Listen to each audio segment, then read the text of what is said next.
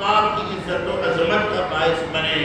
آج ہمارے بچے جو ہیں ماں باپ کو کوئی اہمیت نہیں دیتے، یہاں تک فقہا فرماتے ہیں اور حدیث پاک کے موضوع سے بھی ثابت ہے اور قرآن پاک کی نص قطعی سے بھی ثابت ہے کہ آپ والدین کے ادب کا خیال رکھیں۔ یاد رکھیں حضرت بایزید بستامی رحمۃ اللہ تعالیٰ علیہ وہ اپنی ماں کے ساتھ کھانا نہیں کھاتے تھے۔ پوچھا گیا کہ اے بایزید بستامی آپ اپنی والدہ کے ساتھ کیوں نہیں کھانا کھاتے، بعد میں کھاتے ہیں؟ تو عرض کرتے ہیں میں اس لیے کھانا نہیں کھاتا کہ ہو سکتا ہے جو اس لقمے کو میں اٹھانا چاہ رہا ہوں میرے سے پہلے میری والدہ کی نظر اس لقمے پر پڑ چکی ہو اور وہ اٹھانا چاہتی ہو، اور میں یہ گستاخی کر بیٹھوں کہ میں نے وہ لقمہ اٹھا لیا جس پر میری والدہ کی خواہش تھی کہ میں کھاؤں، اس لیے میں بعد میں کھاتا ہوں تاکہ میری ماں خوب پیٹ بھر کے کھا لے، جو بچا کچا ہوگا ماں کا میں کھا لوں گا۔ تو دوستو ادب والے تو یہاں تک لحاظ کرتے ہیں۔ حکم ہے جب آپ چل رہے ہوں تو ماں باپ کے نہ آگے چلو، نہ دائیں چلو، نہ بائیں چلو، بلکہ ماں باپ کے پیچھے چلو۔ حال کیا ہے کہ ہم ماں باپ کے اول تو باپ کے 2 قدم پیچھے ہوتے ہیں، بچے کے سینہ تان کے 2 قدم آگے ہوتے ہیں۔ یاد رکھیں ماں باپ کے ادب کا خیال، با ادب با نصیب ہوتا ہے، بے ادب بے نصیب ہوتا ہے۔ بے ادباں مقصود نہ حاصل درگاہ ڈھوئی۔ یاد رکھے جس کو ماں باپ کا ادب نہیں نہ آتا اس کو گویا کہ دنیا کا کوئی کام ہی نہیں آتا۔ عزت والا کام اس کے مقدر میں نہیں ہے، عزت والا کام اس کے نصیب میں نہیں ہے۔ ماں باپ کا ادب شروع کرو، احترام شروع کرو، اور یہاں تو لقمے میں پہل کی اجازت نہیں ہے تو قدم میں پہل کر رہا ہے، تو ماں باپ کے برابر کر رہا ہے۔ ماں باپ کے ادب میں چل، تجھے ماں باپ کا ادب سمجھ آ گیا تو سمجھ لینا تجھے رسول اللہ کا ادب مل جائے۔ سبحان اللہ۔ ماں باپ کی آواز سے اونچی آواز نہ کرو۔ ماں باپ کو اگر مشورہ بھی دینا ہو ان کے مزاج کے مطابق دو کہ ماں باپ کیا مشورہ پسند کرتے ہیں میں وہ مشورہ دوں، اور مشورے کی وہ طلب کرے تو مشورہ دو، اور ماں باپ کے فیصلے پر اپنا فیصلہ صادر نہ کرو۔ کتنی بڑی ہماری گمراہی بن گئی ہے کہ ماں باپ کوئی فیصلہ کر رہے ہیں اور ہم آگے کوئی میں نہیں مانتا اس بات کو، میں نہیں مانتا۔ نہیں مانتا تو دیکھ تیرے لیے اللہ تعالیٰ نے کس قدر لعنتیں رکھی ہیں۔ توبہ کر، ماں باپ کے ہر فیصلے کو تسلیم کر۔ اگر وہ فیصلہ تجھے دنیا کے بڑے سے بڑے نقصان میں مبتلا کر دے اور بڑی سے بڑی اذیت میں مبتلا کر دے، بڑے سے بڑے نقصان میں مبتلا کر دے، تجھے آسمان سے اٹھا کے زمین پر پٹک کے مار دے، لیکن فیصلہ تیرے ماں باپ کا ہو تو چوم کر اس فیصلے کو قبول تو کر، پھر دیکھنا تیری عزتیں بلند ہوتی ہیں۔ تو سمجھتا ہے کہ میں اپنے فیصلوں سے عزتیں بلند کرتا ہوں۔ ماں باپ کے فیصلے پر کبھی فیصلے نہ کرو، اور ماں باپ کی مرضی کے خلاف کبھی مرضی نہ کرو۔ حضرت اللہ اکبر، نعرہ تکبیر، نعرہ رسالت۔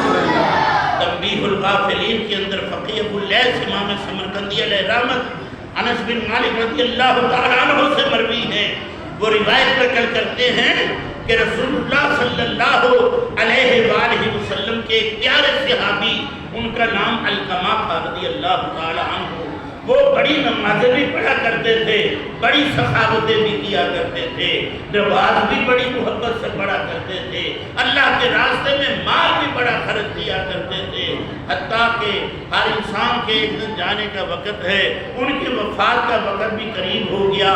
مرگ الموت جب ہوئے تو دوستو اب وہ کس کیفیت میں مبتلا ہے کہ نہ مرا جا رہا ہے نہ جیا جا رہا ہے، ایک عجب سی کیفیت تاری ہے، عجب سی تکلیف تاری ہے۔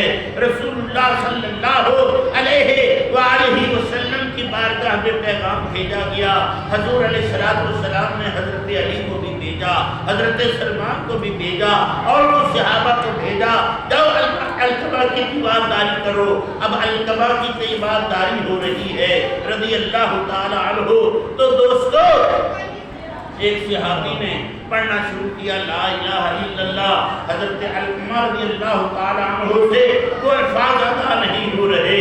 अब जान खुलने का वक्त भी करीब है, रूह निकल रही है, वजूद तड़प रहा है। सहाबा इकराम का ईमान ज्यादा मजबूत था, इसलिए उनको सारी समझ आ रही थी। हजरत बिलाल को भेजा रज़ी अल्लाह ताला अन्हु के कायनात के वाली को इत्तला की जाए कि अलकमा के साथ ये हो रहा है। हजरत अलकमा की ये तकलीफ सुन करके हजूर अलैहिस्सलाम ने अपने सहाबी से पूछा कि क्या अलकमा के वालिदैन हयात हैं? उनमें से तो एक हयात है। तो अर्ज़ की आका बाप तो नहीं है, अलबत्ता वालिदा हयात है। फरमाया जाओ बिलाल, जा करके उनकी वालिदा से कहो तुझे हुजूर अलैहिस्सलाम बुला रहे हैं, अगर वो तशरीफ ले आए ठीक है, अगर नकाहत हो, तबीयत नासाज हो, मुझे फिर ले जाना। जब अम्मा जी को पैगाम मिला, अलकमा की वालिदा को पैगाम मिला, तो वो अर्ज करती है कि बुलावा बारगाह मुस्तफा का हो। तो अलकमा की वालिदा जो है वो बेशक बूढ़ी है, बेशक नहीफ है, बेशक कमजोर है, लेकिन मैं रीझती हुई भी कदमे मुस्तफा तक पहुंच जाऊंगी। अलकमा की बार चलते चलते असा रगड़ते रगड़ते जमीन पर वो आका अलैहिस्सलाम की बारगाह में जाते हैं। हजूर अलैहिस्सलाम जब अलकमा की माँ को देखते हैं, बिठाते हैं और पूछते हैं, ऐ अम्मा जी बताओ अलकमा का आपके साथ मामला कैसा है?